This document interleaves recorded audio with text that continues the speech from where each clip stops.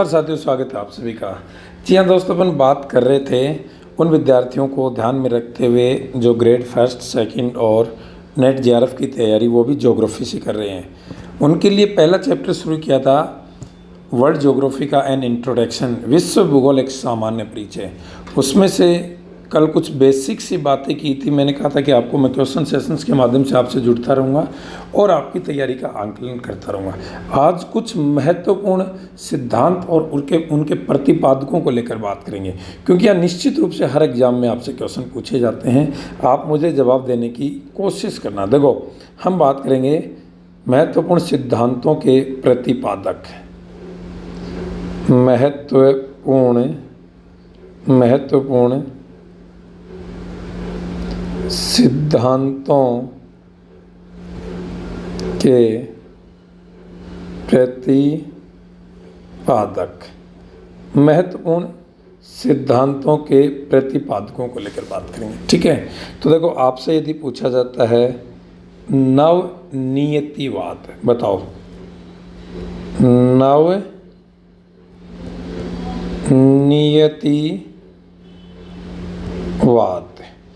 नवनियतिवाद जो सिद्धांत है इसके प्रतिपादक कौन है। यदि आपने तैयारी की है तो मैं आशा करता हूँ कि आपने अंतर्मन में इसका जवाब दे दिया होगा। क्या कहोगे? जी टेलर, ग्राफिक टेलर। क्लियर है? इतनी सी बात है। दूसरी बात आपसे, देखो, ये कथन के रूप में पूछे जाने वाले क्वेश्चन आपसे पूछा जाता है श्रेष्ठतम ही अतिजीवितता। क्या पूछा गया है? बताओ, इसके प्रतिपादक कौन है? श्रेष्ठतम ही अतिजीवितता।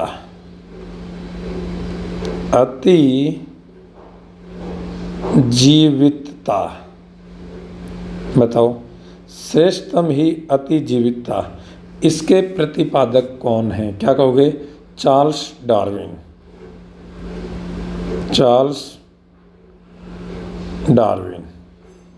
और मैं तो कहता हूँ कि ये अपने जीवन में भी अपनाना चाहिए, ठीक है।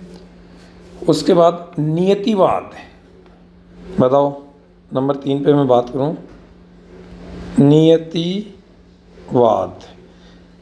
नियतिवाद के प्रतिपादक कौन है? क्या कहोगे? हमबोल्ट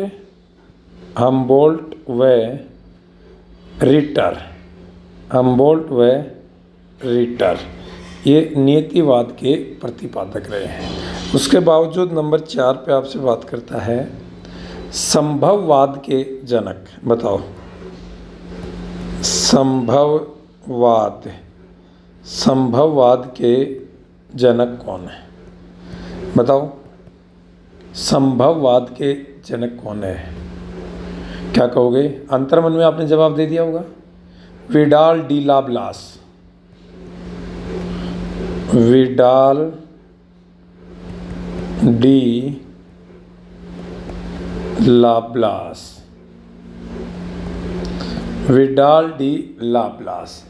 ये इसके प्रतिपादक हैं। फिर आपसे पूछा जाए नंबर 5 पे पर्यावरणीय नियतवाद।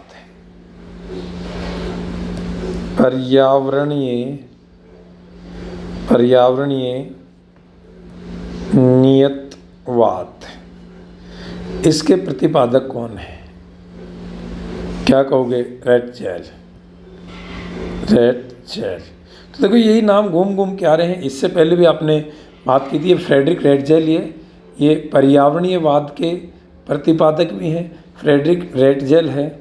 इसको इन्होंने एक पुस्तक भी लिखी थी, एंथ्रोपोजियोग्राफी, ये पुस्तक भी लिखी थी। इन्हें मानव भूगोल के जनक भी कहते हैं। तो देखो, जैसे ये नाम आया आपके सामने फ्रेडरिक रेटजेल, 3-4 बात कि ह्यूमन ज्योग्राफी, मानव भूगोल के जनक। इनकी पुस्तक का नाम एंथ्रोपोजियोग्राफी।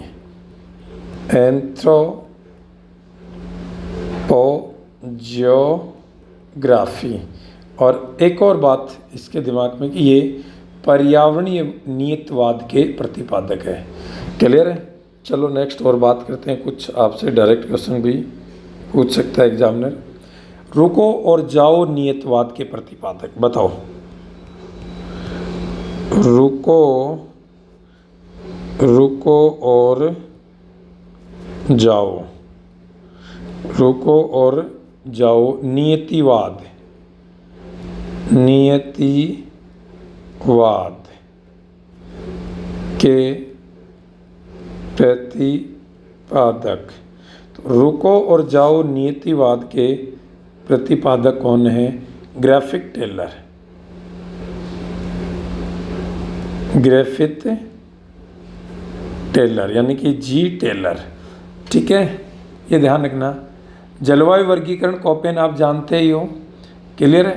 तो ये कुछ और महाद्वीपीय या सागर नितल प्रसरण, एक तो ये बताओ, सागर नितल प्रसरण, इसके प्रतिपादक कौन है? Harry hence. कौन है? हैरी हेंस है। ठीक है, इनका यानी कि प्लेट भूविवर्तनिकी सिद्धांत भी बोलते हैं। इसके बाद प्लेट विवर्तनिकी सिद्धांत हैरी हेंस का ही आ गया है। ठीक है, सागरीय नितल प्रसारण और प्लेट टेक्टोनिक थ्योरी, प्लेट विवर्तनिकी सिद्धांत, ये भी हैरी हेंस। ठीक है, ये ध्यान रखना है। और महाद्वीपीय विस्थापन सिद्धांत वैगनर, महाद्वीपीय विस्थापन सिद्धांत। तो महाद्वीपीय विस्थापन सिद्धांत, ये इसके प्रतिपादक कौन है? क्या कहोगे? वैगनर, वैगनर यानी कि अल्फ्रेड वैगनर इसके प्रतिपादक है। ठीक है, बाकी कुछ चीज़ें अपन पहले भी बात कर चुके हैं। अब देखो, आज कुछ महत्वपूर्ण बातें और करेंगे। कुछ अंतर्राष्ट्रीय सीमाओं के नाम, यहाँ से क्वेश्चन आता रहे। चलो आ जाओ नेक्स्ट पेज पे। कुछ अंतर्राष्ट्रीय सीमाओं के नाम भी आपको बताना चाहिए। इंटरनेशनल बाउंड्रीज नेम, हेडिंग बनाओ। अंतर्राष्ट्रीय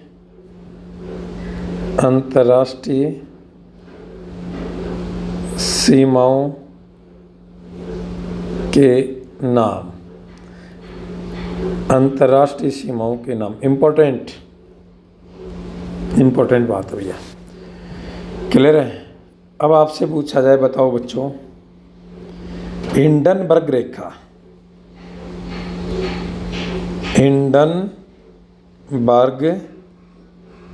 हिंडनबर्ग रेखा, ये किन दो देशों के बीच इंटरनेशनल बॉर्डर है? बताओ। तो क्या कहोगे? जर्मनी और पोलैंड, जर्मनी और पोलैंड के बीच का ये इंटरनेशनल बॉर्डर है भैया, हिंडनबर्ग। और ये कब तय की गई थी? क्या कहोगे? प्रथम विश्व युद्ध में, प्रथम विश्व युद्ध में ये तय की गई थी। क्लियर है? हिंडनबर्ग। दूसरी बात सुनो, आपसे पूछा जाए मेन रहीम रेखा, मेन रहीम रेखा, बताओ, अपने अंतर्मन में जवाब दो। मेन रहीम रेखा है, ये किन दो देशों के बीच इंटरनेशनल बॉर्डर है? मेन रहीम रेखा, क्या कहोगे बच्चों? सोवियत संघ। सोचो कि क्या यही जवाब दिया था आपने? सोवियत संघ व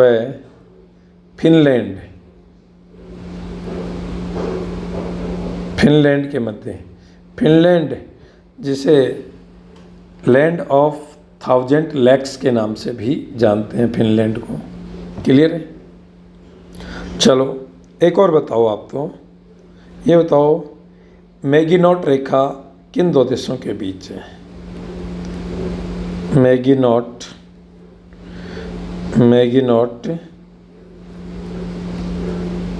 रेखा किन दो देशों के बीच है? अंतर मन में जवाब दे दो और कोशिश करो जवाब देने की।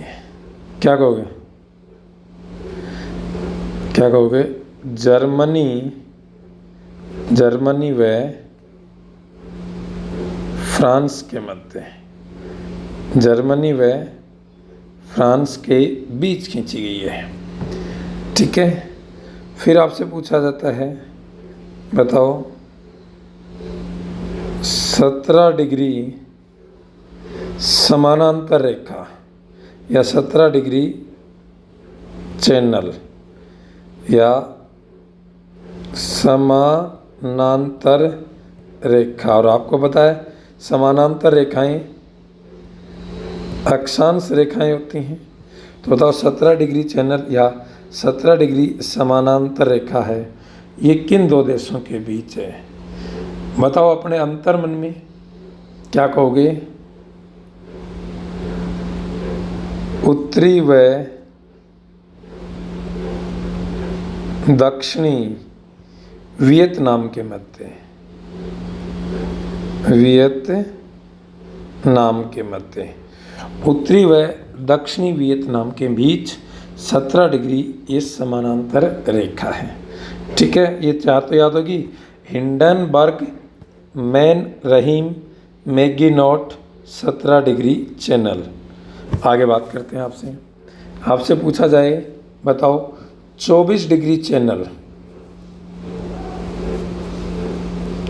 24 डिग्री चैनल या समानांतर रेखा यानी अक्षांश रेखा, ये किन दो देशों के बीच विवाद है? किन दो देशों के मध्य विवाद है? बताओ। ठीक है, किन दो देशों के बीच विवाद है? मेरे हिसाब से आप इसका जवाब तो दे गए होंगे। क्या कहोगे? भारत व पाकिस्तान के बीच, भारत व पाकिस्तान के बीच कच्छ के क्षेत्र में, कच्छ क्षेत्र में। क्लियर है? एक बार अंतरात्मा से सोचो कि क्या वास्तव में आपने ये सुनते इसका जवाब दे दिया था? दिया था तो बहुत अच्छी बात है, और नहीं दिया तो अफसोस करने की ज़रूरत नहीं, पढ़ने की ज़रूरत है बेटा, पढ़ो। बताओ 38 डिग्री चैनल या इसे 38 डिग्री समानांतर रेखा भी कह सकता है, बताओ ये किन दो देशों के बीच है? 38 डिग्री। अंतर मन में जवाब दो, फिर मैं आगे बढ़ता हूँ आपके साथ। क्या कहोगे? उत्तरी व दक्षिणी, उत्तरी व दक्षिणी कोरिया, उत्तरी व दक्षिणी कोरिया के बीच ये इंटरनेशनल बाउंड्री है भैया। ठीक है, इसके बाद आपसे पूछता है next 141 degree western longitudes, 141 degree पश्चिमी देशांतर रेखा, पश्चिमी देशांतर रेखा। बताओ ये किन दो देशों के बीच इंटरनेशनल बॉर्डर है? 141 डिग्री। क्या कहोगे? ये अलास्का क्षेत्र में, अलास्का क्षेत्र में कनाडा व यूएसए के बीच है, क्योंकि आप जानते हैं कनाडा पर किसका अधिकार है?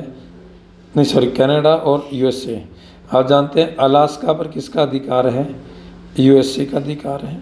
तो अलास्का बोलो, यूएसए बोलो और कनाडा, उनके बीच ये खींची गई है।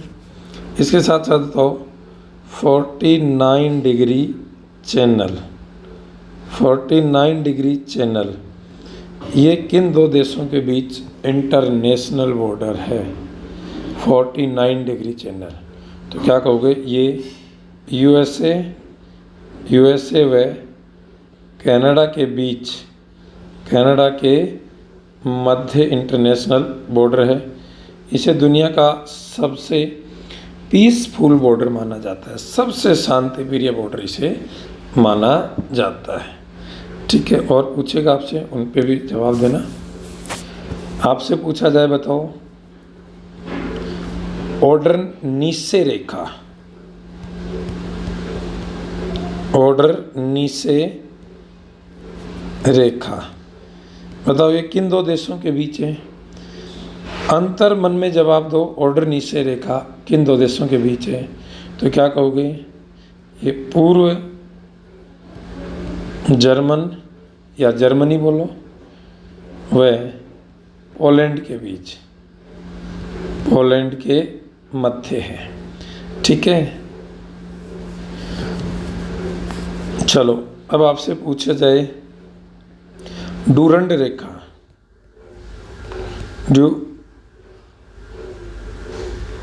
एक सेकेंड,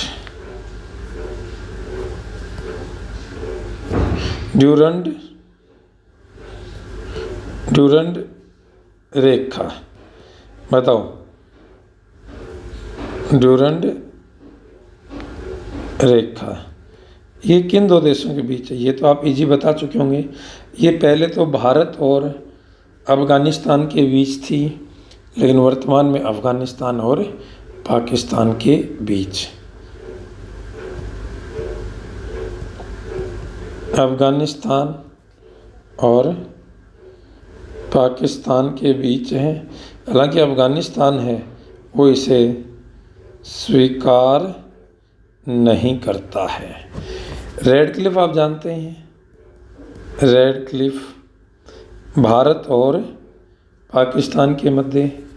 ठीक है, मैकमोहन भारत और चीन के बीच। अब बताओ अल्पाइन लाइन,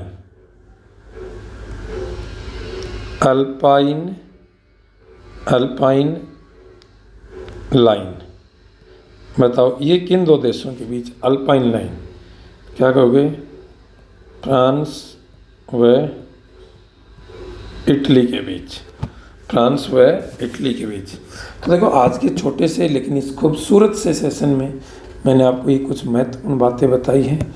इनको ध्यान से देखना, पढ़ना, क्या आता है क्या नहीं आता है, और अपने आप को अपडेट रखिए। धन्यवाद दोस्तों।